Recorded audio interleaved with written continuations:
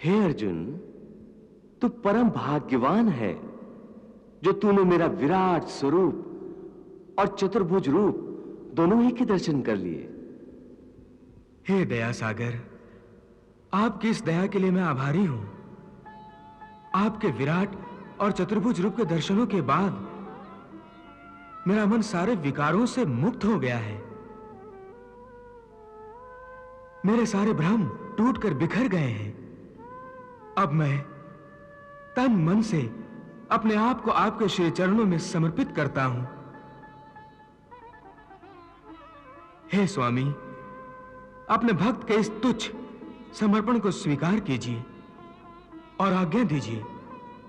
मैं आपकी हर आज्ञा का पालन करूंगा। हे भक्त, मैं तुम्हारे समर्पण को स्वीकार करता हूं। तुम हमेशा ही मेरी दया दृष्टि में रहे हो, इसलिए मैंने गोपनीय से गोपनीय ज्ञान भी तुम्हें प्रदान किया है। इससे पहले कि मैं तुम्हें धर्म, युद्ध और आक्रमण करने की आज्ञा दूं, मैं चाहता हूं कि जो दिव्य ज्ञान मैंने तुम्हें प्रदान किया है उसके बारे में कोई शंका या आशंका या कोई प्रश्न यदि तुम्हारे मन में हो तो मुझसे अभी पूछ लो, क्योंकि इसके पश्चात ऐसी ज्ञान, योग और भक्ति की बातें करने का फिर अवसर नहीं मिलेगा। कृष्ण के विराट स्वरूप के दर्शन करने के बाद अर्जुन तो अब अपना गांडीव उठाने और युद्ध करने के लिए तैयार हो गया होगा। अभी कहां महाराज, भगवान के दुर्लभ दर्शन के परम आनंद से इस समय तो अर्जुन का रोम रोम कांप रहा है। जय श्री कृष्ण, जय श्री कृष्ण, जय श्री कृष्ण। उसकी आंखों में अपार आनंद से आंसू छलक आए हैं। भगवान तो अपने दर्शन का अमृत उड़ेल रहे हैं और अर्जुन का प्याला भर भर कर छलक रहा है। तो अर्जुन भक्ति की पराकाष्ठा का आनंद ले रहा है। हाँ महाराज, यूं लगता है जैसे अर्जुन का अहम, उसका अहंकार उसके आंसुओं में बह गया है और उसने बड़ी ही श्रद्धा और नम्रता से अपने आप को भगवान श्री कृष्ण के चरणों में समर्पित कर दिया है। जय श्री कृष्ण, जय श्री कृष्ण। इसका अर्थ है कि अब अर्जुन गांडीव अवश्य उठाएगा। सो तो है, परंतु इस समय तो उसकी ऐसी अवस्था नहीं है। ऐसा लगता है जैसे वो भावना के नशे में अचेत हो गया हो। हे परमेश्वर, हे योगेश्वर, हे त्रिलोकीनाथ, आपने ठीक ही कहा है कि आपके विराट रूप के तेज को मेरी आंखें सहन नहीं कर पाएंगी। आपका ये विशाल और विकराल रूप देखकर मेरा मन घबराहट के मारे व्याकुल हो रहा है। आपने विराट रूप के दर्शन के लिए मुझे दिव्य दृष्टि तो प्रदान कर दी, मगर इन आंखों में इतनी सहन शक्ति, इतनी क्षमता भी नहीं है कि आपके इस परम तेजस्वी रूप को और अधिक ग्रहण कर सकें। इसलिए हे विश्वनाथ, हे प्रभु, मैं आपसे फिर प्रार्थना करता हूं कि मेरी घबराहट और व्याकुलता को दूर करने के लिए प्रभु मुझे अपना शीतल रूप दिखाइए। मैं आपके दिव्य चतुर्भुज रूप के दर्शन से अपना मन शांत करना चाहता हूं। आप फिर से शंख, पद्म, गदा धारण करके अपने सौम्य चतुर्भुज रूप में मुझे दर्शन देने की कृपा करें। हे भक्त, मैंने तुम्हें पहले जता दिया था कि तुम मेरे विराट स्वरूप के तेज को सहन नहीं कर सकोगे। फिर भी केवल तुम्हारा मान रखने के लिए मैंने ये विराट रूप धारण किया और अब तुम्हारी दूसरी प्रार्थना को भी स्वीकार करता हूं और तुम्हारी इच्छानुसार मैं चतुर्भुज रूप धारण करता हूं। जय श्री कृष्ण।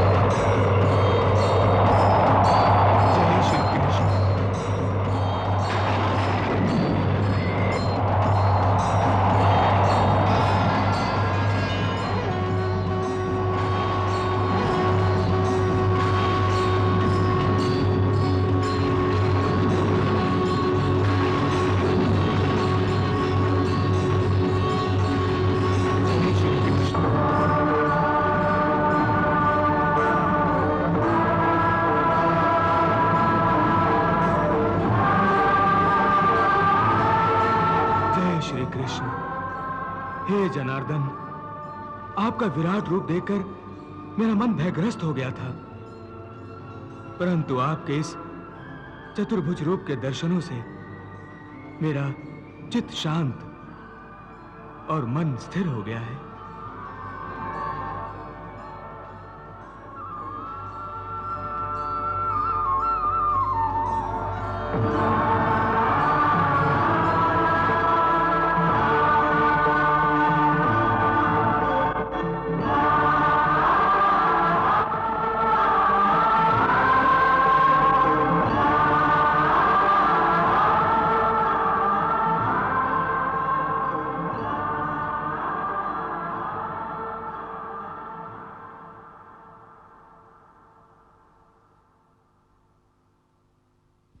हे अर्जुन, तू परम भाग्यवान है जो तूने मेरा विराट स्वरूप और चतुर्भुज रूप दोनों ही के दर्शन कर लिए।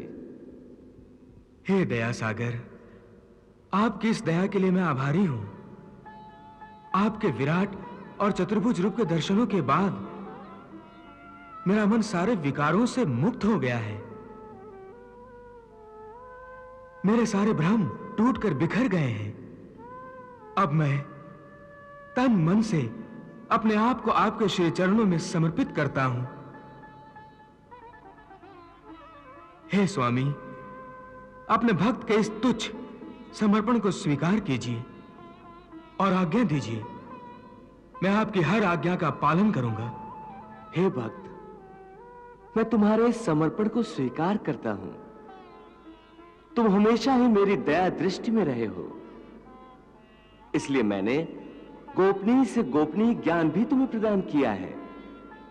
इससे पहले कि मैं तुम्हें धर्म, युद्ध और आक्रमण करने की आज्ञा दूं, मैं चाहता हूं कि जो दिव्य ज्ञान मैंने तुम्हें प्रदान किया है उसके बारे में कोई शंका या आशंका या कोई प्रश्न यदि तुम्हारे मन में हो तो मुझसे अभी पूछ लो, क्योंकि इसके पश्चात ऐसी ज्ञान, योग और भक्ति की बातें करने का फिर अवसर नहीं मिलेगा।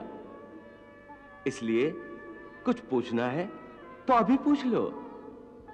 हे माधव, अब इस मन में न किसी शंका के लिए कोई जगह रह गई है, न ही किसी आशंका के लिए। अब तो पूर्ण श्रद्धा और पूर्ण भक्ति से मेरा मन एक लहराते सागर की भांति आनंद से उमड़ रहा है।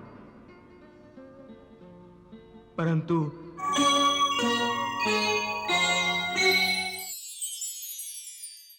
आपके भक्त जो आपको साकार समझते हैं, वो आपके अवतारों की प्रतिमाएं बनाकर आपकी पूजा करते हैं, और जो भक्त आपको निराकार मानते हैं, वो आपको निराकार रूप में पूजते हैं। इनमें से कौन सही है? वो जो आपकी प्रतिमाओं और मूर्तियों की पूजा करते हैं, या वो भक्त जो आपके निराकार रूप को पूजते हैं? हे अर्जुन, गलत कोई भी नहीं है। मेरे भक्त को मेरा रूप चराचर किसी वस्तु में भी दिखाई देता है तो वो मन में मेरा ही ध्यान करके उसे पूजता है। मेरे रूप या अवतारों की मूर्तियां बनाकर भी पूजा की जाती है। जिन्हें इन मूर्तियों में मेरा विशाल रूप दिखाई नहीं देता, वो मेरे अनादि और अनंत निराकार रूप की पूजा करते हैं। दोनों तरह के भक्त भक्ति के रास्ते पर चलते चलते मेरे परम धाम की ओर बढ़ते हैं। कुछ पूछना है तो अभी पूछ लो। हे माधव, अब इस मन में न किसी शंका के लिए कोई जगह रह गई है, न ही किसी आशंका के लिए। अब तो पूर्ण श्रद्धा और पूर्ण भक्ति से मेरा मन एक लहराते सागर की भांति आनंद से उमड़ रहा है।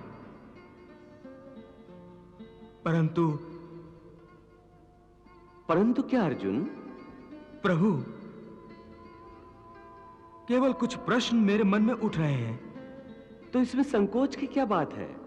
जो भी पूछना है पूछो। भगवान, आपने जब मुझे अपना विराट रूप दिखाया तो यह भी तो बताया था कि यह विराट रूप संपूर्ण नहीं है, केवल मेरे समझने के लिए संपूर्ण है।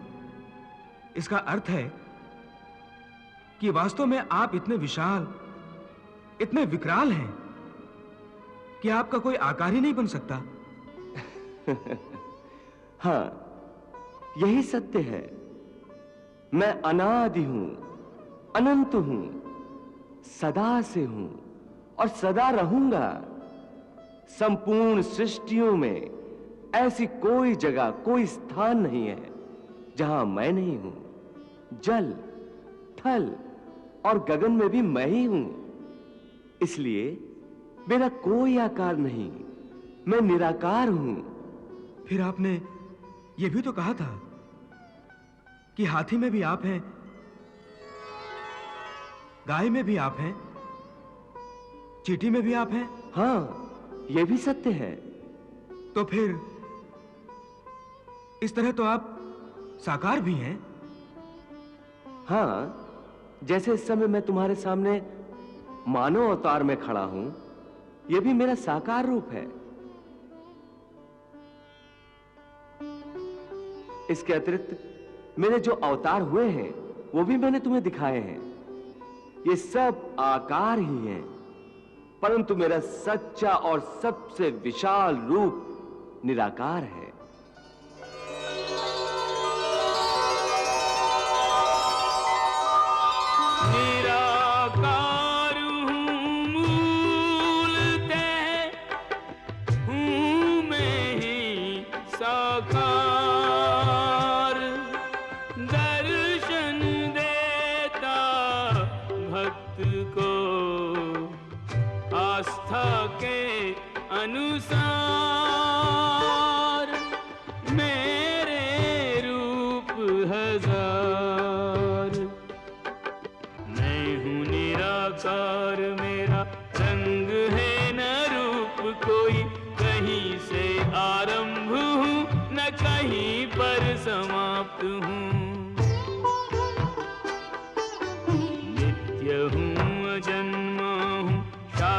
मैं परब्रह्म, मुझ में व्याप्त सृष्टियां, मैं सृष्टियों में व्याप्त हूँ। निजानंद लीन सर्वशक्तिमान सीमाहीन, किसी के अधीन नहीं, निज में पर्याप्त हूँ।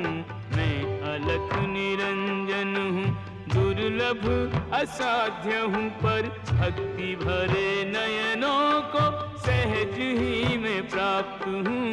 भक्ति भरे नयनों को सहज ही मैं प्राप्त हूँ।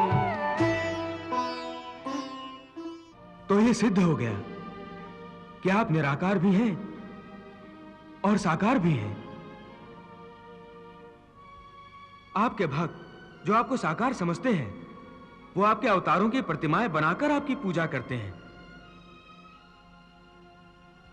और जो भक्त आपको निराकार मानते हैं, वो आपको निराकार रूप में पूजते हैं। इनमें से कौन सही है?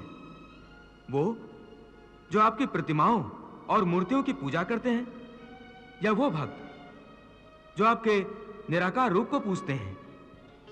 हे अर्जुन, गलत कोई भी नहीं है। मेरे भक्त को मेरा रूप चराचर किसी वस्तु में भी दिखाई देता है, तो वो मन में मेरा ही ध्यान करके उसे पूछता है। मेरे रूप या अवतारों की मूर्तियां बनाकर भी पूजा की जाती है।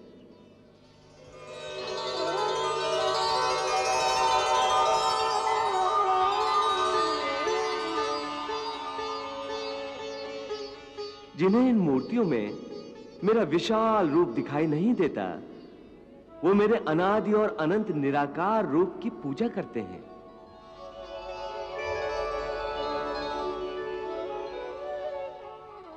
दोनों तरह के भक्त भक्ति के रास्ते पर चलते चलते मेरे परम धाम की ओर बढ़ते हैं। कोई बूढ़ा कमजोर है तो लाठी के सहारे चलता हुआ मुझ तक आता है। कोई बगैर लाठी का सहारा लिए आता है।